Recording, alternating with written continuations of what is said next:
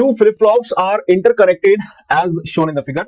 दो flip flops यहां पर जैसे चित्र में दिखाया गया है, फिगर में दिखाया गया T A T B interconnected है। Okay, the present state of the flip flops are A is equal to 1 B equal to 1।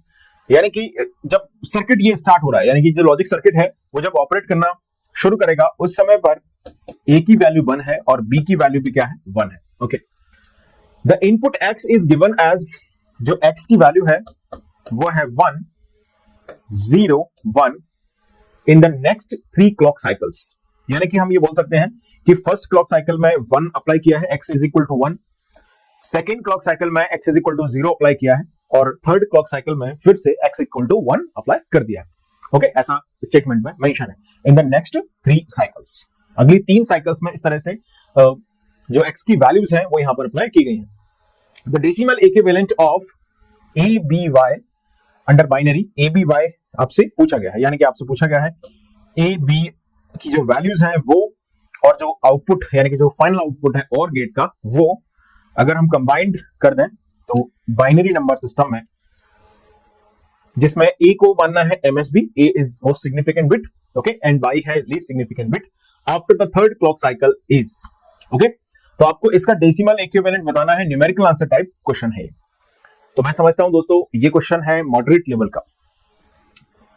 आपको फ्लिप फ्लॉप की अगर समझ है, किस तरह से फ्लिप फ्लॉप ऑपरेट करता है, ये अगर आपको आता है तो आप बहुत ही आसानी से इस क्वेश्चन को आंसर कर सकते हैं। ओके, कोई इसमें जिसको बोलते हैं ना कि बहुत हैवी लेवल की डिफिकल्टी, ऐसा कुछ भी नहीं है। It's a moderate level question. I am considering this question as a moderate level because आप कहीं ना कहीं सर्किट को सॉल्व कर रहे हैं तो देयर इज अ पॉसिबिलिटी कि कोई गलती आपसे हो जाए या एक हमें एनालिसिस करना पड़ेगा तब आंसर आएगा। स्ट्रेट फॉरवर्ड आंसर नहीं है, इसलिए हम इसे बेसिक तो नहीं बोलेंगे।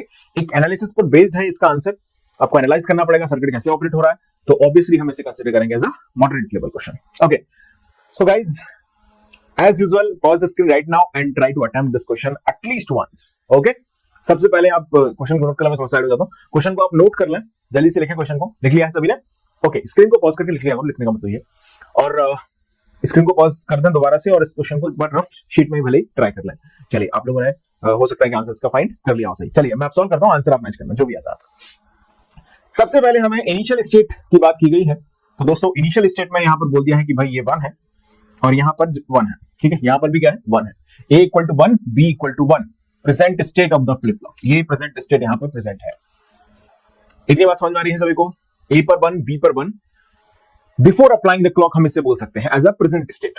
ओके, अब हमें एक्चुअली दिलचस्पी है यहां पर किस चीज में, a b y की वैल्यूज में। सो मैं एक टेबल इसमें बना लेता हूं, ठीक है, टेबल से थोड़ा सा हमें एनालिसिस करना हमारे लिए इजी हो जाएगा।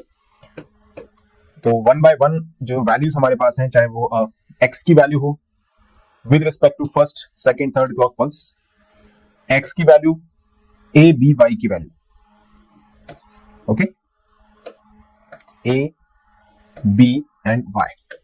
सो यहां पर मैंने रखा क्लॉक को, यहां रखा x को, यहां a b y।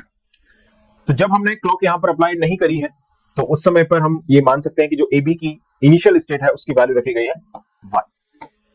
ओके, और a b 1 1 है तो y को भी हम 1 बोल सकते हैं, ठीक है, x कुछ भी हो कोई फर्क नहीं पड़ता, डोंट केयर। ओके, चलिए अब हमें ये जानना है, जैसे हमने फर्स्ट क्लॉक पल्स अप्लाई की तो यहां पर क्या होने वाला है। बिजली चमक सकती है ना, आसमान गिर सकता है, क्या हो सकता है, देखो देखिएगा। फर्स्ट क्लॉक पल्स आपने अप्लाई की, very first clock pulse, first clock pulse पर यहां पर जो इनपुट है यानी कि x की वैल्यू है वो 1 है। सेकंड क्लॉक पल्स पर इसकी वैल्यू क्या है, 0 है। थर्ड क्लॉक पल्स पर गाइस इसकी वैल्यू क्या है, 1 है।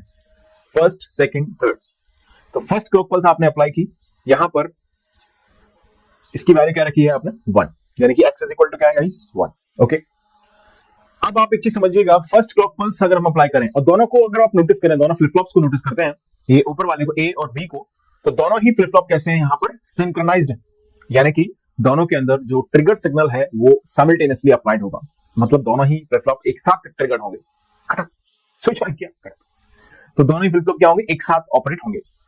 यानी कि पहली क्लॉक अप्लाई करने से पहले हमें यहां पर इनपुट को इंश्योर करना पड़ेगा कि क्या इस पर इनपुट है। देखते हैं क्या है, ध्यान दीजिएगा। ए पर 1 है तो ये तो किसी काम को नहीं, आगे चला गया। बी पर 1 है, ये वापस से हाथ देखो ये कनेक्शन है, यानी कि क्या मैं बोल सकता हूं गाइस कि नैंड गेट पर यहां पर 1 आ रहा होगा और एक्स पर हमने क्या अप्लाई किया है, 1 अप्लाइड है। ओके, अभी फर्स्ट क्लॉक पल्स हमने अप्लाई नहीं करी है, आप चाहें तो इसको नहीं यूज करें। अभी हम फर्स्ट क्लॉक पल्स कब अप्लाई करेंगे, जब TA TB पर इनपुट हम पता कर लेंगे कि क्या इनपुट अवेलेबल है। जैसे पहली क्लॉक अप्लाई की वो इनपुट प्रोसेस हो जाएगा, सिंपल। तो गाइस यहां पर भी 1 है, यहां पर भी 1 है, बहुत बढ़िया। NAND गेट के दोनों इनपुट्स पर 1 है, 1 1 पर NAND गेट क्या देता है, 0। ओके 0। अच्छा यहां पर जो दूसरा फ्लिप फ्लॉप है B, उस पर x is equal to 1 applied है, यस और no, yes x is equal to 1, यानी कि TB पर x डायरेक्टली अप्लाइड है। ओके हमारे पास TA फ्लिप फ्लॉप पर 0 है, TB फ्लिप फ्लॉप पर क्या अप्लाइड है, 1 अप्लाइड है। Okay alright. अब आपने पहली क्लॉक पल्स अप्लाई करी, मतलब इन दोनों फ्लिप फ्लॉप को हमने ट्रिगर दिया। पहली क्लॉक पल्स अप्लाई करने का मतलब क्या है दोस्तों, हमने दोनों फ्लिप फ्लॉप TA TB इनको कर दिया है ट्रिगर। अब ये इन पर जो भी इनपुट है वो ये एक्सेप्ट कर लेंगे। TA पर क्या है बोलो, 0 है। अच्छा TB पर क्या है, 1 है। अब याद करो T फ्लिप फ्लॉप पर जब हम 0 अप्लाई करते हैं तो आउटपुट पर क्या होता है, वही बना रहता है जो है ना, QN प्रीवियस स्टेट बनी रहती है नेक्स्ट स्टेट पर, अंडरस्टूड है। और जब हम T फ्लिप फ्लॉप पर 1 अप्लाई करते हैं तो प्रीवियस स्टेट टॉगल हो जाती है, मींस 1 है तो 0 हो जाता है, 0 है तो 1 हो जाता है, बिल्कुल। तो गाइस TA फ्लिप फ्लॉप में 0 अप्लाई किया, मींस क्या मैं बोल सकता हूं, A पर 1 बना रहेगा, एग्जैक्टली। ओके TB पर 1 अप्लाई किया है, मींस B पर जो भी है वो टॉगल हो जाएगा। T फ्लिप फ्लॉप के दो ही काम है, या तो आउटपुट को वही का वही बने रहने देना या उसे टॉगल कर देना, मींस 1 बिकम्स 0 हियर, तो B पर हो जाएगा दोस्तों 0। ओके अच्छा A equal to 1 B is equal to 0, ये एज अ इनपुट एक्ट करेंगे फॉर OR गेट। अच्छा OR गेट पर A is equal to 1 B is equal to 0 apply किया तो Y पर क्या जनरेट होगा, OR गेट है भैया 1 जनरेट होगा। ऑलराइट चलिए फर्स्ट क्लॉक पल्स कंप्लीट हो चुकी है। अब हम सेकंड क्लॉक पल्स अप्लाई करेंगे, लेकिन उससे पहले हमें ये इंश्योर करना पड़ेगा कि किस टर्मिनल पर क्या है, और इसके बेसिस पर हम ये पता लगाएंगे कि TA पर क्या पहुंचेगा, TB पर क्या पहुंचेगा, क्योंकि TA TB पर जो इनपुट होंगे वही तो क्लॉक अप्लाई करने पर आउटपुट बनेंगे, बिल्कुल। चलिए तो A की वैल्यू है 1, A पर 1, B पर 0, ध्यान दीजिएगा। X पर क्या अप्लाई किया है, 0 0। ओके A पर 1 है, B पर 0 है और X पर भी क्या है, 0 है, बहुत बढ़िया। अच्छा B पर जो 0 है, क्या मैं बोल सकता हूं ये NAND गेट के लिए इनपुट का काम करेगा, यस एग्जैक्टली, बिल्कुल सही बात है। अच्छा NAND गेट पर हमने दोनों टर्मिनल्स पर 0 0 अप्लाई किया, अब बोलो क्या होगा, 0 0 NAND पर अप्लाई करोगे तो आएगा 1, यस और नो। NAND गेट पर दोस्तों कोई भी एक इनपुट अगर 0 कर दिया जाता है तो आप जानते हैं कि जो NAND गेट है वो डिसेबल हो जाता है, मतलब आउटपुट पर फिक्स आने लग जाता है 1। ओके 0 यहां पे आ गया भाई साहब, TB को क्या मिला, 0। ओके अब आपने फर्स्ट क्लॉक पल्स तो हो चुकी, अच्छा अब आपने क्या किया, सेकंड क्लॉक पल्स अप्लाई की, सेकंड क्लॉक पल्स अप्लाई की। सेकंड क्लॉक पल्स पर X पर क्या है बोलो, 0 है। TA पर क्या है देशवासियों, TA पर है 1। अच्छा T फ्लिप फ्लॉप पर 1 भेजोगे तो क्या करेगा, इसको टॉगल कर देगा, यानी कि A 1 था अब हो जाएगा 0। TB फ्लिप फ्लॉप पर 0 है, जब आप TB फ्लिप फ्लॉप या T फ्लिप फ्लॉप पर 0 भेजते हैं तो आउटपुट पर वही बना रहता है जो पहले से है, यानी कि B की वैल्यू बनी रहेगी दोस्तों 0। अच्छा 0 0 के और ऑपरेशन से Y पर क्या होगा, 0 0 के और ऑपरेशन से Y होगा 0। ऑलराइट अब हम बात कर रहे हैं थर्ड क्लॉक पल्स की। तो गाइस थर्ड क्लॉक पल्स को अप्लाई करने से पहले हमें यहां पर जो इनपुट्स हैं उनको देखना पड़ेगा। तो उसके लिए आपको A इज इक्वल टू कितना दिया, देखो 0 है। ओके B की वैल्यू कितनी है, 0 है। ओके X की वैल्यू कितनी है, 1 है। ऑलराइट X की वैल्यू 1 है, B की वैल्यू 0 है, A की वैल्यू भी 0 है। B 0 यहां से इधर पहुंचेगा, tell me 1 0 combination on the NAND gate what it will do, 1 0 1 0, एक 0 इनपुट हो गया तो NAND गेट में आउटपुट हमेशा ही 1 आएगा। ओके ये X इज इक्वल टू 1 इस पे गया दोस्तों, तो TB को भी क्या मिला, यहां से 1 मिला। थर्ड क्लॉक पल्स को अप्लाई करने से पहले क्या हम ऐसा बोल सकते हैं कि TA फ्लिप फ्लॉप पर 1 अप्लाइड है, TB फ्लिप फ्लॉप पर भी 1 अप्लाइड है। Guys now we are going to apply the third clock pulse.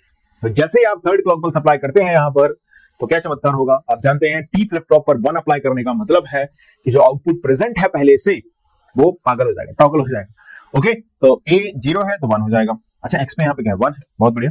A क्या है 0 तो T पर 1 है तो ये 1 हो जाएगा। B है 0 तो TB पर 1 है, ये भी 1 हो जाएगा। और 1 1 का और ऑपरेशन किया तो Y पर भी क्या आएगा, 1 आएगा। तो guys third clock pulse complete होने के बाद यही बात की गई इसमें।